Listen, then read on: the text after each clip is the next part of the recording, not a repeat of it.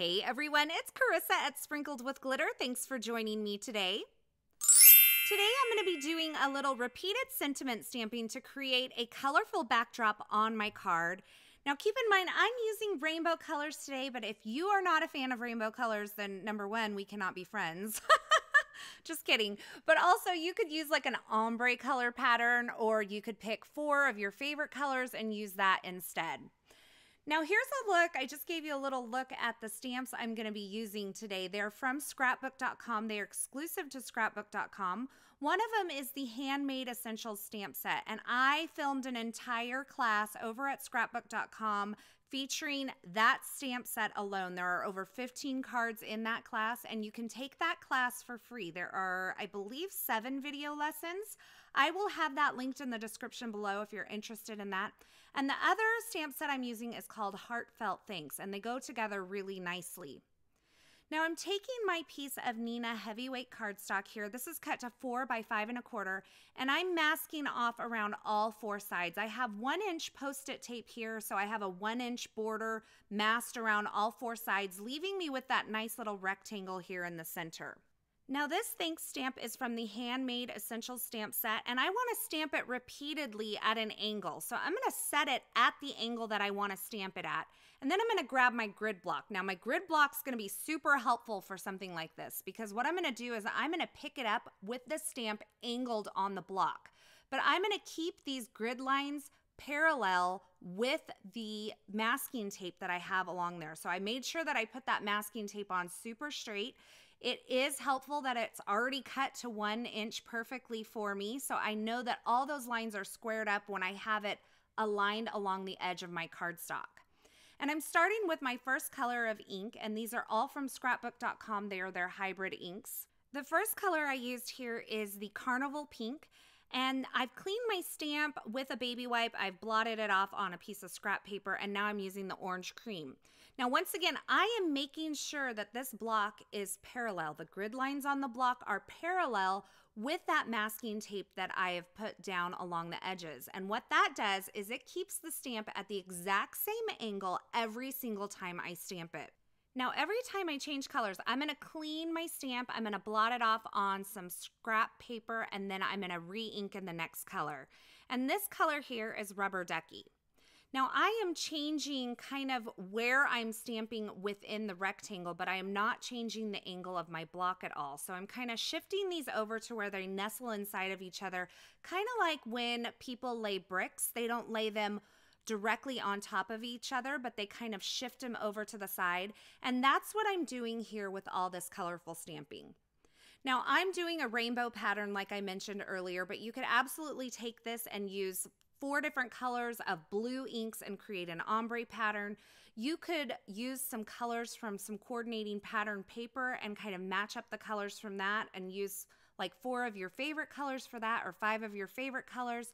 So you could really do anything that you want here as far as colors go. I just think that the winter is getting to me and I am ready for some rainbow. So now I noticed that this hybrid ink was kind of sitting on top of that masking tape just a little, and I didn't want to smudge it, so I just blotted off the masking tape there. And then I'm going to heat set this because I'm going to do a little embossing over the top, and I want to make sure that that ink is not going to hold on to any of the embossing powder that I'm going to place over the top of it.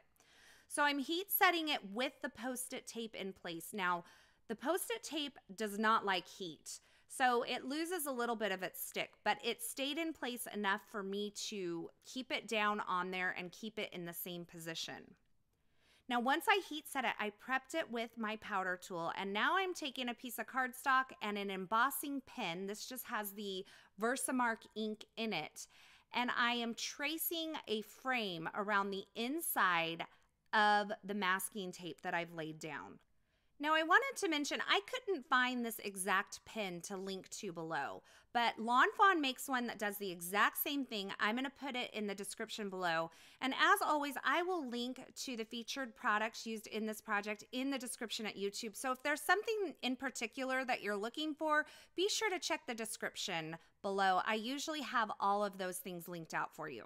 Now, once I had that inner edge traced with my embossing pen, I went ahead and sprinkled on some gold embossing powder, and now I'm heat setting it. And now I can remove the masking tape that I've put down, and I can reveal that really beautiful rainbow stamping with that gold frame around it. It is so fun. And you could really do this with any sentiment. You could do it with a birthday sentiment, a thank you sentiment like I've done here. Really, the sky's the limit. You could also use the same idea with a small image stamp. So now that I have my background created, I wanted to use this stamp from the Heartfelt Thanks stamp set. It says from the bottom of my heart, and it is all one line. So I just actually snipped it in two so that I could stack it on top of itself. I have a 2-line sentiment instead of a single line. And then I added those onto my grid mat, and I picked them up with my grid block so I could make sure that both of those lines were straight so that when I stamp, I will have a perfectly straight sentiment. Now, don't worry.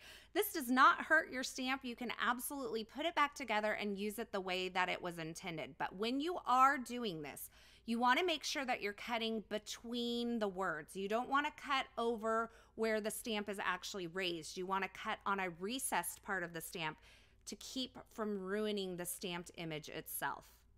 So you can see I went ahead and white heat embossed that onto some black cardstock. I prepped the surface first using a powder tool, inked it in some Versamark ink, stamped it down. I added my white embossing powder, and then I heat set that. And then I used my paper trimmer to just trim it into a long strip. And I used my scissors to cut the end into a banner end. Now I have a couple of die cut hearts here. These are from the Hero Arts Nesting Infinity Hearts die set.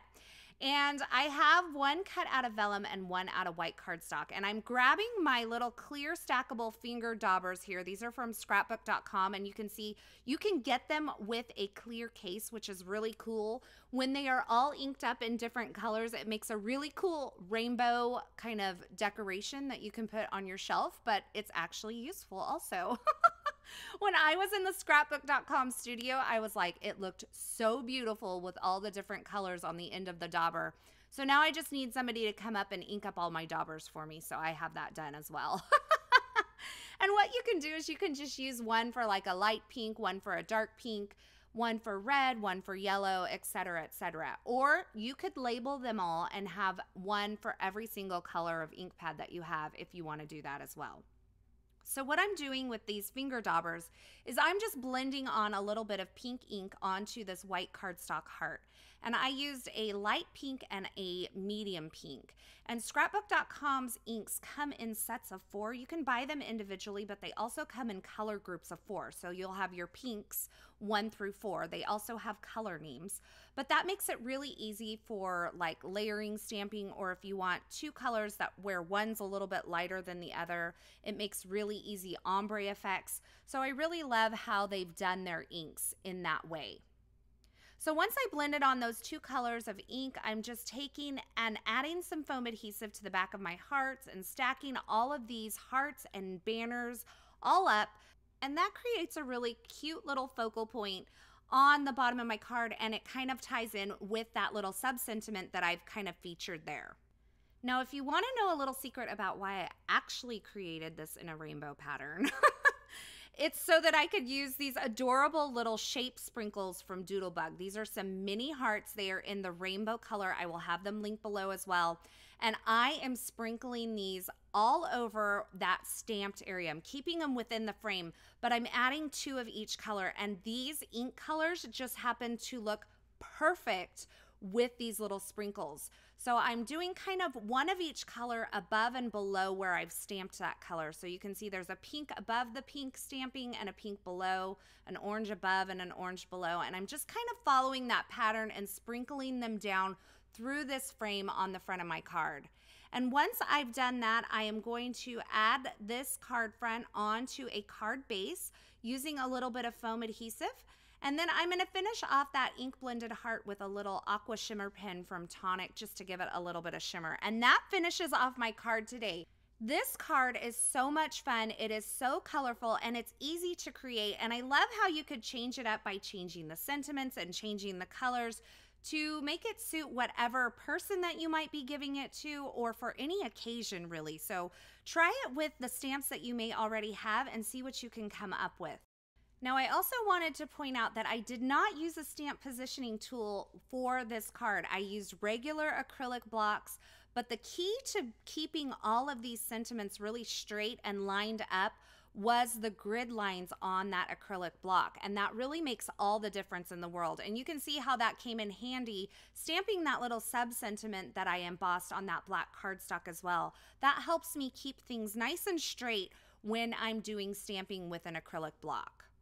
As I mentioned before, I will have links to all the featured products used in this project in the description at YouTube, but head on over to my blog at sprinkledwithglitter.com. I will have it linked below. Over there, you'll find more still shots, more information, and a complete list of supplies. Thanks for stopping by and hanging out with me today. Thanks for watching. I hope you enjoyed this project. If you did, be sure to give this video a thumbs up and don't forget to subscribe and turn on the notifications for my YouTube channel so you won't miss any of my paper crafting and card making video tutorials. Thanks for sticking around to the very end. You know, if you've made it this far, you are one of my favorites.